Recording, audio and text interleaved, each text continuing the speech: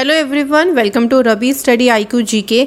सो आज आपका देखिए ज्योग्राफी का टॉपिक वाइज MCQs का एक सीरीज शुरू हो रहा है, जिसमें हम हर टॉपिक पर जो भी आपके इम्पॉर्टेंट MCQs हैं जो आपके आने वाले सभी एग्जाम में काफ़ी इंपॉर्टेंट रहेंगे, उन सभी को हम कवर अप करेंगे। तो आज का देखिए हमारा जो टॉपिक है वो क्या है, भारत की स्थिति और विस्तार। इसके बारे में जो भी इंपॉर्टेंट MCQs होंगे टोटल यहाँ पर कवर अप करेंगे, तो बने रहेगा इस कंप्लीट वीडियो में। तो चले फिर शुरू करते हैं। पहला क्वेश्चन देखिए क्या है, भारत में कितने राज्य समुद्र तट रेखा में हैं। इसका मतलब क्या हुआ कि भारत के बताना है कि कितने राज्यों की सीमा कितने राज्य ऐसे हैं जो समुद्र वाली रेखा से हैं। जैसे आप अगर नीचे का पार्ट देखेंगे भारत का, तो यहाँ पे भारत 3 ओर से समुद्र से घिरा है। तो भारत के जितने भी इधर वाले राज्य हैं ये सभी ऐसे राज्य हैं जिनकी सीमा समुद्र के साथ लगती है। तो कितने राज्य हो गए, तो यहाँ पर आंसर क्या हो जाएगा, आंसर हो जाएगा ऑप्शन नंबर सी, यानी 9 राज्य हैं जिनकी समुद्र से सीमा लगती है। अच्छा, राज्यों के नाम क्या क्या हैं एक बार देख लेते हैं। तो देखिए गुजरात, महाराष्ट्र, गोवा, कर्नाटक, केरल, तमिलनाडु, आंध्र प्रदेश, उड़ीसा, पश्चिम बंगाल।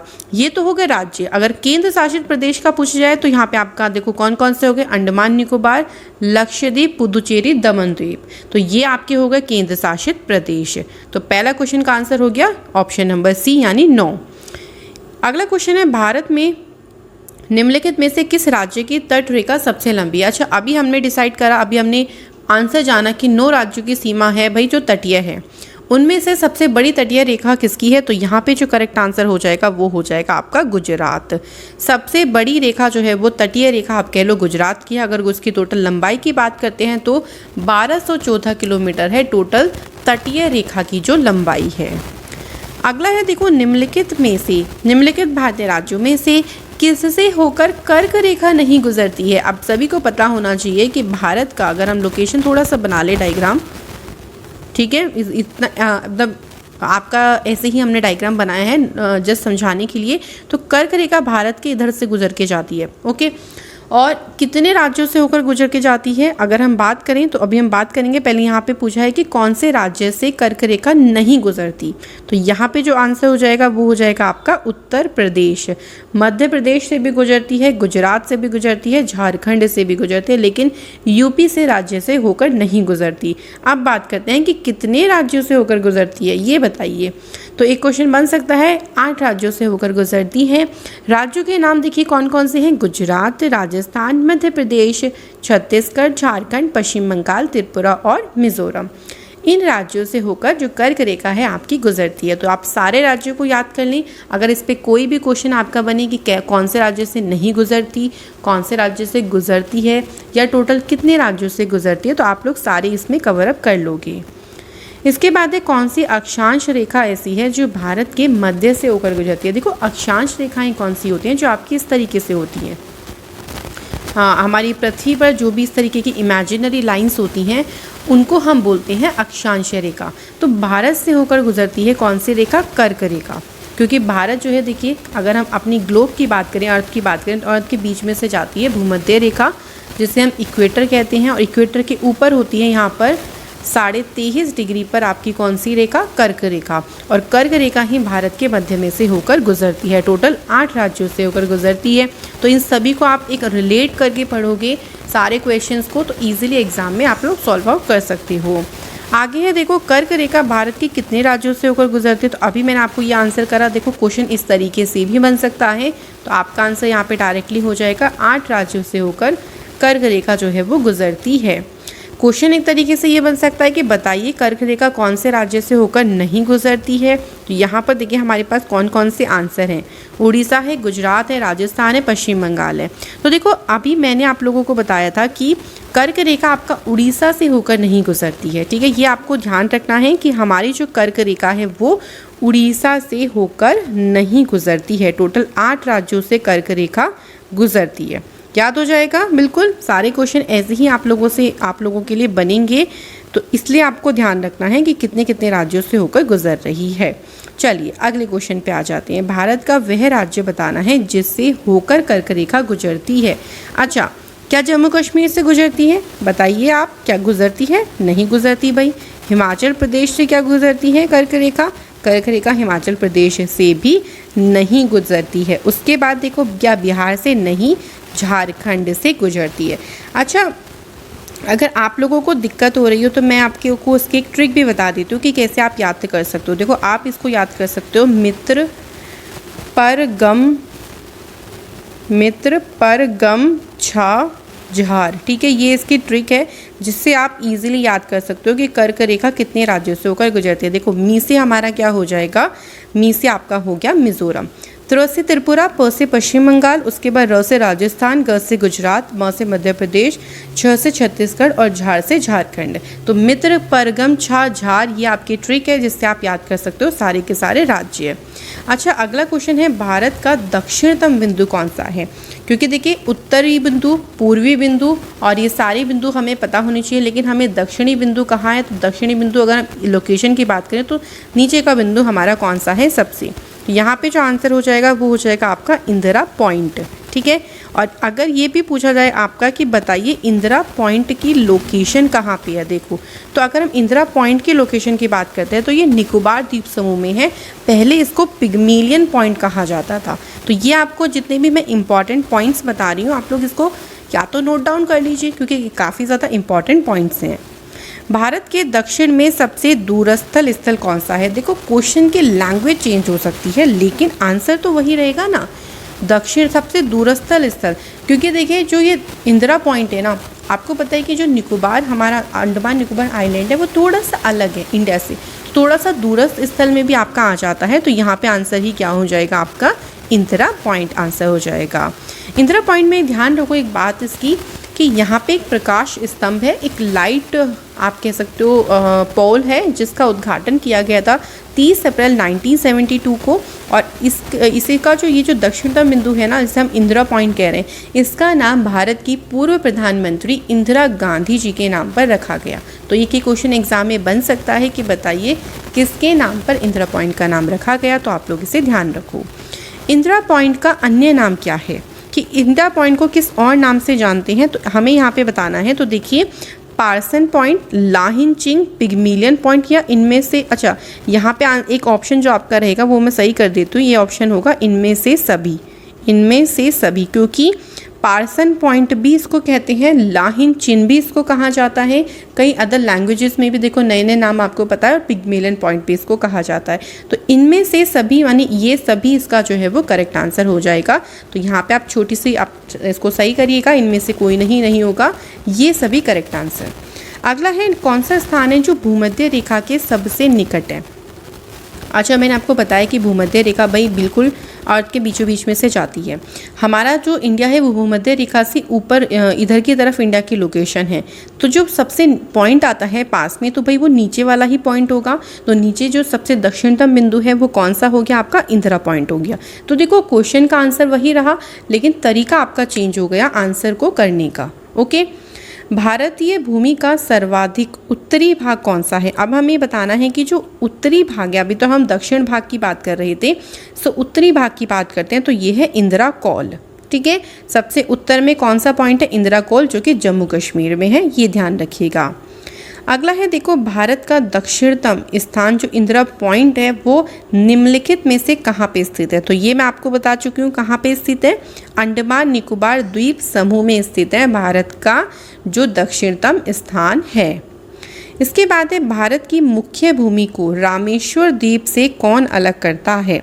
तो भाई यहाँ पे हमें बताना है कि जो रामेश्वरम द्वीप है उसको भारत की मुख्य भूमि से कौन अलग करता है? तो आंसर क्या हो जाएगा यहाँ पे? पंबन चैनल। देखो जितने भी चैनल हैं, चाहे 10 डिग्री चैनल हो, चाहे आपका पूरे वर्ल्ड की बात, जब हम वर्ल्ड ज्योग्राफी की बात करेंगे तभी टॉपिक भी आएगा, डोंट वरी, ये सब आपको याद होने चाहिए क्योंकि यहाँ से क्वेश्चन पूछा जाता है। अगला है देखो आदम का पुल यानी एडम्स ब्रिज निम्नलिखित में से किन दो देशों के मध्य में है? तो एडम्स ब्रिज की बात करते हैं तो ये भारत और श्रीलंका इन दो देशों के मध्य में है। और आपने राम जी की स्टोरी सुनी है भाई, रामायण के बारे में सभी लोग जानते हैं। तो जो आदम सेतु कह ले इसको, या फिर आदम, या फिर इसे राम सेतु के नाम से भी जानते हैं, रामपुर के भी नाम से जानते हैं इसे भगवान के जो भक्त हैं हनुमान जी, उनकी वानर सेना के द्वारा बनाया गया था। जिसको आप करते हो ना कि राम जी पार करके लंका गए थे, तो वही पुल को क्या बोला गया है? आदम का पुल बोला गया है, जो कि भारत और श्रीलंका के मध्य में है। अगला है निम्न द्वीप के युग्मों में से कौन सा एक 10 अंश जलमार्ग द्वारा आपस में पृथक किया जाता है। सिंपल सी बात यहाँ पे आपको पूछी गई है कि जो 10 डिग्री चैनल है वो किन दो द्वीपों को अलग करता है। 10 डिग्री चैनल की बात करते हैं तो ये अंडमान और निकोबार के बीच में है। बहुत बार एग्जाम में क्वेश्चन पूछा गया है इसके बारे में। इसके बारे में ध्यान रखिएगा कि 10 डिग्री जो जल संधि है वो भारत के अंडमान निकोबार द्वीप समूह में जो छोटा अंडमान है, क्योंकि अंडमान में भी देखो छोटा अंडमान हो गया, मध्य अंडमान हो गया, इस तरीके से डिवाइड किया गया है। तो छोटे अंडमान द्वीप को कार निकोबार द्वीप से अलग करता है। इसकी चौड़ाई अगर हम उत्तर से दक्षिण की बात करें, ऊपर से नीचे तक की बात करें तो इसकी चौड़ाई है 150 किलोमीटर, और अगर हम पूर्व से पश्चिम की इसके लंबाई की बात करें तो ये 10 किलोमीटर लंबा है। क्लियर हो गया, ध्यान रखिएगा। अगला है डंकन पास किसके बीच में स्थित है। तो डंकन पास की बात करते हैं तो देखो डंकन पास जो दक्षिणी अंडमान है और जो छोटा अंडमान है इसके बीच में स्थित है। ओके, याद हो जाएगा बिल्कुल डंकन पास कहाँ पे है। श्रीलंका को भारत से पृथक करता है, भाई कौन सा चैनल है या कोई जल संधि है जो श्रीलंका को भारत से पृथक करते हैं। और कई बार ये क्वेश्चन गलत इसलिए हो जाता है क्योंकि इसका नाम ही ऐसा है, और इसका नाम क्या है, पाक जल संधि। अब बहुत सारे स्टूडेंट सोचते हैं कि भाई ये भारत और पाकिस्तान के बीच में है, लेकिन नहीं, ये भारत और श्रीलंका को पृथक करता है पाक जल संधि। ओके, भारत और चीन के बीच सीमा बनाने वाली रेखा, देखो ये तो जल संधि थी, लेकिन भारत और चीन के बीच में हम एक सीमा भी की भी बात होती है, जैसे भारत और चीन के बीच में पूछ लेते हैं, भारत और पाकिस्तान के बीच में पूछ लेते हैं। तो जो भारत और चीन के बीच में सीमा रेखा है उसको बोला जाता है मैकमोहन रेखा। ओके, और मैकमोहन रेखा की बात करते हैं तो इसे सन हेनरी मैकमोहन के नाम पर रखा गया था, जिन्होंने इस समझौते में महत्वपूर्ण भूमिका निभाई। अगला क्वेश्चन है 21, भारत की सबसे लंबी अंतर्राष्ट्रीय सीमा किस देश के साथ है। तो देखिए अंतर्राष्ट्रीय सीमा का मतलब वही होगा कि हमारी जो भी नेबरिंग कंट्रीज़ हैं, जो हमारे पड़ोसी देश हैं, सबसे ज़्यादा सीमा कौन से देश के साथ लगती है। तो देखिए आपने देखा बांग्लादेश बहुत ज़्यादा पार्ट के साथ इसकी सीमा लगती है, तो यहाँ पर आंसर हो जाएगा आपका बांग्लादेश।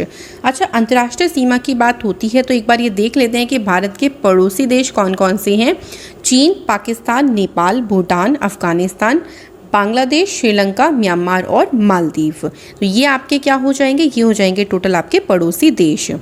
सबसे छोटी स्थलीय सीमा भारत किस देश के साथ बनाता है। अभी तक तो हमने बात करी कि सबसे लंबी सीमा किसके साथ लगती है, और सबसे छोटी सीमा लगती है भूटान के साथ। ओके, तो ये आपको दोनों क्वेश्चन इस तरीके से ध्यान रखने हैं। इसके बाद आता है आपका अगला क्वेश्चन, भारत को निम्नलिखित भौतिक प्रदेशों में विभाजित किया जा सकता है। तो बताना है कि भारत को हम विभाजित तो करते हैं, लेकिन इसकी जो भौतिक प्रदेश हैं वो उनको हम किस किस पार्ट में विभाजित करते हैं। तो देखो भारत को उत्तरी पर्वतीय प्रदेश, बृहत मैदानी प्रदेश, दक्षिण प्रायद्वीपीय प्रदेश और सागर तटीय, इन 4 में इसको भौतिकी यानी फिजिकल तौर पर इसको डिवाइड किया गया है। अगला है भारत का कौन सा भू आकृतिक विभाग जो है वो प्राचीनतम है। मतलब अभी मैंने आपको जो पार्ट बताए हैं उसमें सबसे पुराना विभाग कौन सा है। तो देखिए जो प्रायद्वीपीय पठार है ना, वो सबसे भारत के जो है वो प्राचीनतम भू आकृतिक विभाग हैं। इस तरीके से भी आप लोगों से कई बार क्वेश्चन एग्जाम में देखने को मिले हैं। अगला है गारो खासी जयंतिया। भाई ये पहाड़ियों के बारे में आपने सुना होगा। आप लोग सोचे कि कौन सी राज्य में पहाड़ियाँ हैं, इसके बाद डिस्कस करेंगे इसका आंसर।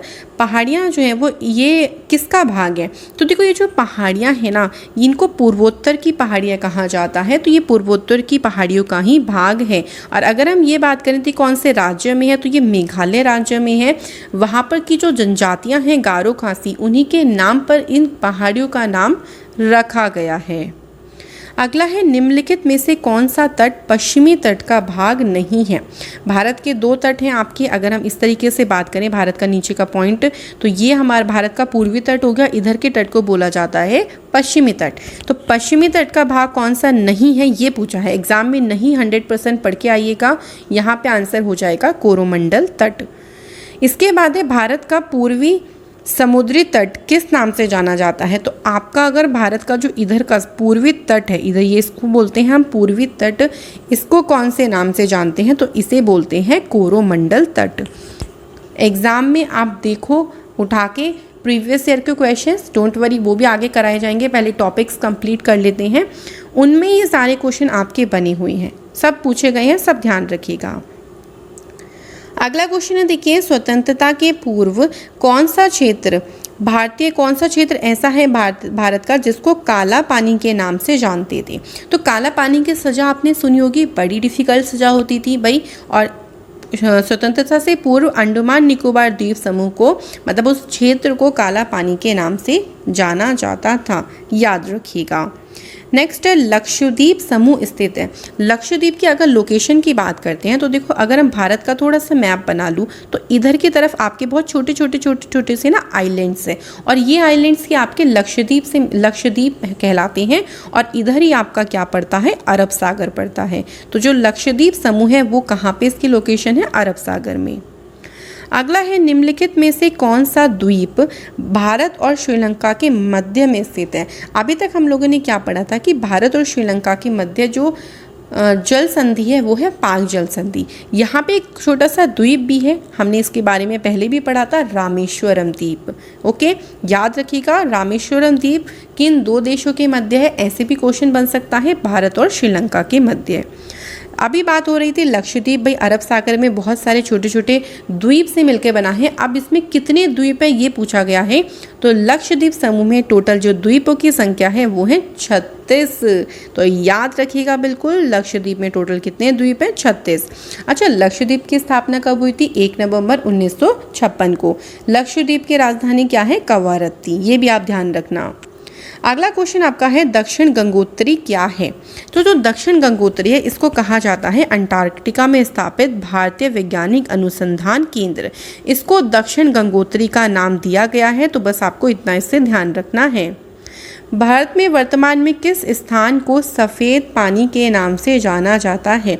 अच्छा, सफ़ेद पानी आप समझ रहे हो, इसका मतलब ये होगा कि वहाँ पे ठंड बहुत ज़्यादा होती है, बहुत ज़्यादा होती है, पूरा बर्फ़ ही बर्फ़, पूरा सफ़ेद ही सफ़ेद रहता है। और वो कौन सा स्थान है भाई, वो सियाचिन वाली जगह है। सियाचिन ग्लेशियर आपने सुना होगा, तो वो जगह है जहाँ पे बहुत ज़्यादा एक्सट्रीम लेवल पे ठंड होती है, और पूरा आप ऐसा करो कि बर्फ़ की चादर से ढका होता है, तो उसे सफ़ेद पानी भी कहा जाता है। जम्मू कश्मीर राज्य का वह हिस्सा जिस पर चीन का अधिकार है उसे क्या कहते हैं। क्योंकि आपको पता है, अगर हम जम्मू कश्मीर का थोड़ा सा बात बनाएं तो इधर का अगर हम बात करें तो ये चाइना ने इस हिस्से को कब्जा रखा। ये है भारत का हिस्सा, लेकिन चाइना से इस पे अपना कब्जा कर रखा, और इसी हिस्से को बोला जाता है अक्साई चीन। अक्साई चीन के नाम से ये हिस्सा जाना जाता है। भारत का एकमात्र शीत मरुस्थल ये कौन सा है। तो भाई भारत का एकमात्र जो शीत मरुस्थल है वो, अगर ऑप्शंस में बात करें तो लद्दाख यहाँ पर बिल्कुल सही आंसर होगा। भारत की भौगोलिक स्थिति के संबंध में बताना है, निम्नलिखित में से कौन सा कथन सही है। अब देखो, इन सभी में से कोई एक चीज़ आपकी जो है वो ट्रू होगी, तो हमें बताना है कि बताइए इनमें से कौन सा कथन सही होगा। पढ़ लेते हैं। यह विषुवत रेखा के उत्तर में स्थित है। विषुवत रेखा आपकी भूमध्य रेखा है, उसके उत्तर में स्थित है, ये बात तो भाई बिल्कुल सही हो गई। इसकी लोकेशन, अगर अक्षांश की बात करें तो आपको देखो ये पूरा का पूरा एग्जैक्ट ध्यान रखना है। 8 डिग्री 4 मिनट उत्तर से 37 डिग्री 6 मिनट उत्तर इसका अक्षांश है। और देशांतर की बात करें तो ये इसकी लोकेशन है। तो ये दोनों ही बिल्कुल सही हैं। यहाँ पर जो आंसर हो जाएगा वो उपयुक्त सभी सही हैं, क्योंकि सारे ही ऑप्शन यहाँ पर सही बोले गए हैं भारत के बारे में, तो यहाँ पर डी ऑप्शन सही हो जाएगा। अगला क्वेश्चन है, भारत किस गोलार्ध में है। अच्छा, इस क्वेश्चन के बारे में मैं ये सोचती हूँ कि सभी बच्चों को पता होना चाहिए, क्योंकि क्वेश्चन बहुत ही ज़्यादा कॉमन है। अगर हम अपनी भारत की लोकेशन की बात करते हैं तो हमें बताना है कि क्या ये उत्तर और पूर्वी में है, क्या ये दक्षिण और पूर्वी में। अच्छा, उत्तर पूर्वी कैसे बनेगा, आंसर बता देती हूँ। उत्तर और पूर्वी, पहली बात तो उत्तर में है, क्योंकि ये भूमध्य रेखा से जब हम ऊपर की तरफ देख रहे हैं तो ये आपका उत्तर हो गया। और थोड़ा सा इसकी लोकेशन पूर्व की तरफ है, इधर की तरफ है। अगर हम पूरे ग्लोब की बात करते हैं तो थोड़ा सा पूर्व की तरफ इसकी लोकेशन आती है। तो एग्जैक्ट अगर लोकेशन पूछी जाए तो उत्तरी और पूर्वी, ये इसकी एग्जैक्ट लोकेशन होगी भारत की। निम्नलिखित राज्यों में से कौन सा ऐसा राज्य है जो 3 तरफ से बांग्लादेश से घिरा हुआ है। तो भाई बांग्लादेश से 3 तरफ से ऐसा कौन सा राज्य है जो घिरा हुआ है। तो यहाँ पे ऑप्शंस में देखिए क्या क्या है, मिजोरम, मेघालय, पश्चिम बंगाल या फिर त्रिपुरा। तो जो करेक्ट आंसर हो जाएगा कि 3 तरफ से कौन सा राज्य घिरा हुआ है, उसका आंसर हो जाएगा आपका त्रिपुरा। ठीक है, तो त्रिपुरा यहाँ पर सही आंसर हो जाएगा। त्रिपुरा जो है वो 3 तरफ से बांग्लादेश के द्वारा घिरा है। त्रिपुरा की राजधानी अगरतला है। त्रिपुरा के मुख्यमंत्री हैं विप्लव कुमार देव, गवर्नर हैं सत्यदेव नारायण आर्य। अब पूछा गया है डूरंट लाइन किन 2 देशों के मध्य में है? तो पाकिस्तान और अफगानिस्तान के मध्य में कौन सी लाइन है? डूरंट लाइन है। याद हो जाएगी बिल्कुल, पाकिस्तान और अफगानिस्तान के मध्य में। इसका नाम देखो, सर मार्टिमर ड्यूरेंट के नाम पे इसका नाम रखा गया है। अगला क्वेश्चन है और ये हमारा लास्ट क्वेश्चन है। क्वेश्चन में क्या पूछा गया है देखिए, कौन सा राज्य उत्तर पूर्वी राज्य की 7 बहनों का भाग नहीं है? अच्छा, 7 बहनों, इसको 7 सिस्टर्स कहा जाता है और 7 सिस्टर में जो है वो पश्चिम बंगाल नहीं आता है। ठीक है, अब 7 सिस्टर में कौन कौन से आते हैं देखो, अरुणाचल प्रदेश, असम, मेघालय, मणिपुर, मिजोरम, नागालैंड और त्रिपुरा, ये कहलाई जाती हैं 7 सिस्टर्स। तो भाई ये थे आज के हमारे सारे के सारे क्वेश्चंस। मैं आशा करती हूँ कि आपको ये वीडियो के सारे क्वेश्चन समझ आ गए होंगे। ऐसे ही हम लोग रेगुलर यहाँ पर एक एक टॉपिक वाइज क्वेश्चंस MCQs को करते रहेंगे ताकि आपको स्टैटिक जीके के सारे टॉपिक्स अच्छे से क्लियर हो जाएं। तो अगली वीडियो में आप लोगों से मुलाकात होती है। Thank you.